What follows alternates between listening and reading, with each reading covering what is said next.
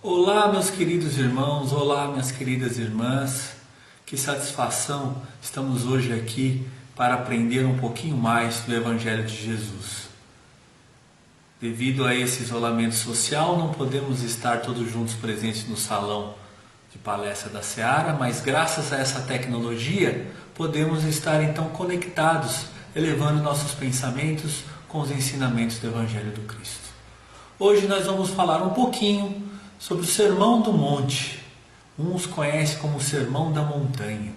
Vamos falar sobre as bem-aventuranças. E bem-aventuranças, do grego, da filosofia grega, quer dizer felicidade. No hebraico, as bem-aventuranças quer dizer em marcha, avante. Engraçado é que Jesus, em várias passagens do Evangelho, sempre nos coloca a esse progresso, ao rumo a esse progresso. Porque em diversas ocasiões Jesus diz: levanta-te e anda. Então hoje nós vamos passar para vocês agora um slide onde consta todas as bem-aventuranças que está no livro de Mateus, capítulo 5.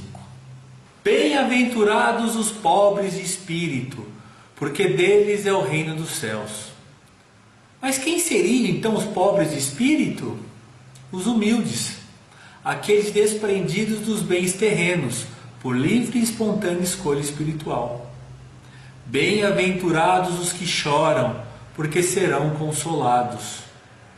Mas felizes os que choram? Faz algum sentido? Meus irmãos, por incrível que pareça, a dor é bênção depurativa. É muitas vezes que através da dor que nós evoluímos. E poderíamos assim dizer: bem-aventurados os que têm ocasião de provar a sua fé, a sua firmeza, a sua perseverança, a sua submissão à vontade de Deus, pois terão 100 vezes a alegria que lhe faltava na terra, porquanto após o trabalho virá a recompensa. Outra bem-aventurança: bem-aventurados os mansos, porque herdarão a terra. Mansietude.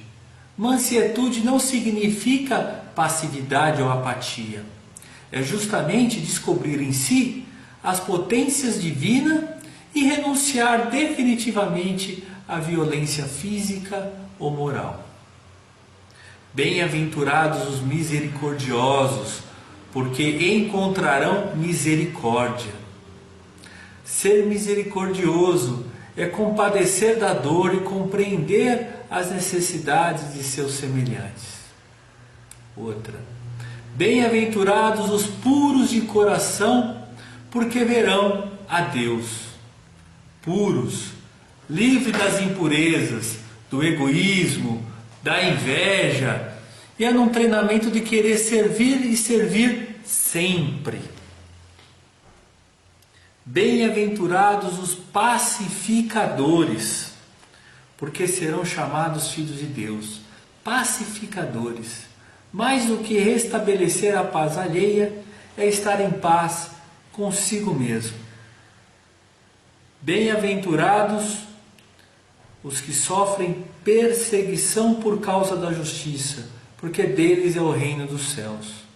Mas por que o justo sofre perseguição? A perseguição nem sempre decorre dos maus. O homem pouco espiritualizado compara a sua espiritualidade à dos outros. Então nós vimos às vezes aquelas pessoas honestas, e muitas vezes é tida como tola. Então, meus irmãos, o Sermão do Monte, Jesus teria então o quê? Declarado os princípios que iriam sustentar as ações de iluminação das nossas consciências. Nela, no Sermão do Monte, condensam as propostas de transformação e de renovação de todo um planeta. Lógico, nós estamos falando de uma perspectiva espiritual. E muitos historiadores do cristianismo e do Velho Testamento, eles são unânimes em dizer que Jesus teria mencionado várias vezes essas lições, essas bem-aventuranças do Sermão do Monte nas suas pregações.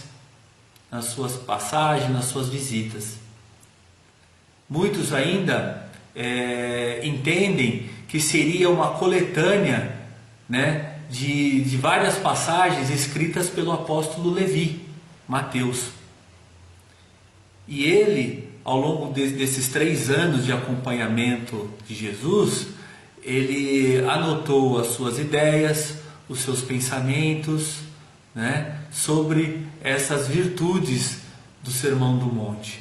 Mas é lógico que nós temos que convir, temos que admitir que realmente Jesus esteve naquele monte próximo de Cafarnaum, pregando, né, esclarecendo as bem-aventuranças para os seus seguidores e para os seus discípulos.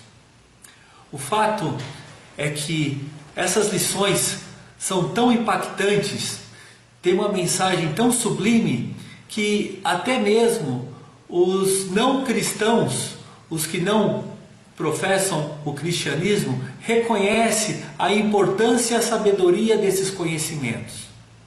A exemplo de Mahatma Gandhi, ele sempre disse que poderiam perder todos os livros da terra, e se pelo menos permanecesse o Sermão do Monte, nada teria perdido.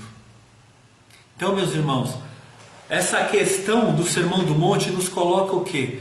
Nos coloca um conjunto de valores, conjunto de propósito que vai identificar, então, que identifica a identidade de um cristão, de um seguidor de Jesus. Esse é o ponto importante do Sermão do Monte. Porque Jesus poderia dizer assim: bem-aventurados que me seguem. E de forma alguma nós vamos encontrar esse tipo de aventurança. Bem-aventurados que me seguem. Porque Jesus foi e ainda é a maior referência de humildade para nós. Maior referência, maior símbolo de humildade é Jesus. Mas com relação à humildade, às vezes nós nos enganamos com esse conceito, nos equivocamos. Pelo fato da humildade ser justamente uma virtude puramente espiritual, nós às vezes julgamos através de critérios materiais. Às vezes nem conhecemos a pessoa e vemos que a pessoa possui poucos bens, nós dizemos: como aquela pessoa é humilde. Mas às vezes nos enganamos com esse tipo de definição.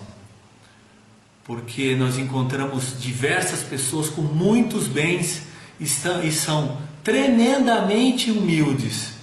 E por outro lado, nós vemos pessoas com poucos bens e são profundamente orgulhosos. Então a questão da humildade, meus irmãos, é apenas um aspecto de identidade. Então não tem nada a ver com o tipo de roupa que usa, com o tipo de carro que anda, em que classe social se posiciona.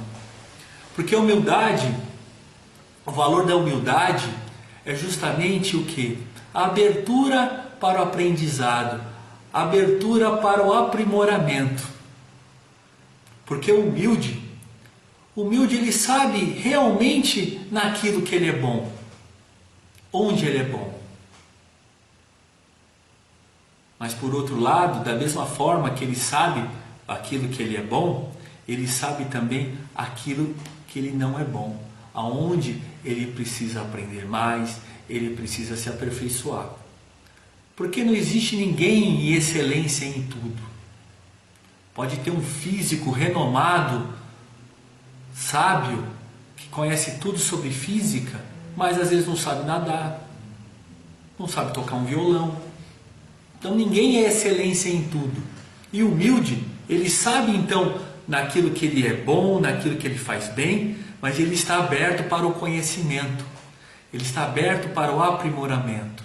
Então ele está aberto para receber conhecimento de qualquer pessoa, ele está aberto para aprender em qualquer lugar, em qualquer momento. E isso é tão forte, isso é tão impactante, essa relação da humildade, essa identificação da humildade, que um doutor da lei na época de Jesus, ele virou para Jesus e disse assim: bom mestre. Aí Jesus falou: o que? Bom? Está me chamando de bom? Não, eu não sou bom. Bom só há um, é meu Pai que está nos céus. Percebe, meus irmãos? Percebe a condição de humildade de Jesus? Então, meus irmãos, viver de acordo com o Evangelho de Jesus não é apenas entender e compreender. Nós temos que vivenciar, colocar em prática os ensinamentos do Evangelho de Jesus.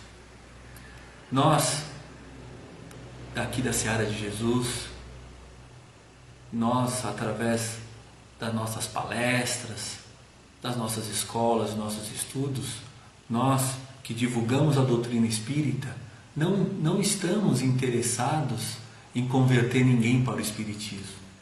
Não é esse o nosso propósito. Nosso propósito é formar homens de bem. Porque a bandeira do Espiritismo é: fora da caridade não há salvação. Não é fora do Espiritismo não há salvação, é fora da caridade. É a formação de homens de bem. Por isso que nos leva a crer que nós não queremos então um mundo só feito de espíritas. Nós queremos, meus irmãos, um mundo feito de homens de bem. E muito interessante, agora nas mídias sociais, na internet, com relação a esse isolamento, além dos nossos confrades espíritas, está tendo essa oportunidade nessas redes sociais de trazer um pouco de alento aos corações oprimidos diante dessa pandemia, desses esclarecimentos, para suprimir um pouco essa angústia, essa ansiedade, colocando mensagens positivas, mensagens do Evangelho. Nós vemos também nossos irmãos católicos fazendo isso perfeitamente, brilhantemente, os nossos irmãos protestantes, os nossos irmãos evangélicos, os nossos irmãos do budismo, do shinduísmo, do candomblé, da umbanda, todos os irmãos usando dessa ferramenta da mídia social, né, para transmitir a todos um pouco mais de luz, um pouco mais de conhecimento. Muito interessante. Eu falo isso porque eu estou acompanhando algumas mensagens. Tenho primo que é padre, está fazendo seu papelzinho no interior de São Paulo também, nas redes sociais. Tem um outro primo que é pastor protestante, que da mesma forma também brilhantemente está fazendo seu papel de transmitir luz para todos. Como Chico Xavier uma vez disse para Divaldo, Divaldo ainda mais jovem, queria ficar trabalhando com Chico, até essa passagem consta no filme do Divaldo, e Chico falou para o Divaldo: Divaldo, nós somos como postes de luzes. Eu aqui em Minas Gerais iluminando um pouco e você lá na Bahia iluminando. Temos que propagar o Evangelho. Então, todos esses irmãos de todas as religiões, agora nesse momento, está cumprindo esse papel brilhantemente. E meus irmãos, finalizando então a nossa pequena participação de hoje, vamos lembrar da primeira bem-aventurança. Então Jesus no monte, a primeira fala dele foi: bem-aventurado os humildes. Os humildes. E na última fala da sua última bem-aventurança, ele conclui assim: sede perfeito como vosso Pai que estás no céu. Faz sentido, meus irmãos? Faz sentido ele terminar por onde ele começou? Faz sentido, meus irmãos, que só conseguimos o nosso aprimoramento se nós formos humildes? Essa é a identidade de um verdadeiro cristão. Que Deus ilumine a todos e que Jesus continue nos iluminando e nos guardando hoje, amanhã e sempre. Muito obrigado a todos.